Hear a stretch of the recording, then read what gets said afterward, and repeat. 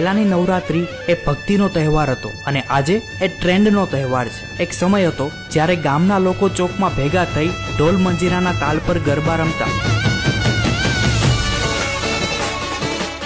અને એ ગરબામાં ભક્તિ દેખાતી હતી। પણ આજે શબ્દ છે, રંગ છે, ગીત છે, પણ ક્યાંક એ ભક્તિનો ભાવ ખૂટે છે। હવે ગરબાની તૈયારી કરતા પહેલા રીલો બનાવાય છે અને માતાજી કરતા વધુ ધ્યાન કેમેરા પર રહે છે। આજકાલ આરતીમાં લોકો ઓછા અને ગરબા ગ્રાઉન્ડમાં ભીડ વધારે જોવા મળે છે। જે નવરાત્રીમાં માતાજીની આરતી પૂરા ભાવ સાથે થતી એ નવરાત્રી આજે ફેશન શો અને કોન્સર્ટ બનવા લાગી છે। પણ અફસોસ એ વાતનો છે કે આજે ગરબામાં ભક્તિ કરતા સ્પર્ધા વધારે છે, કોનો ડ્રેસ, કોનો ડાન્સ કે કોની પોસ્ટ।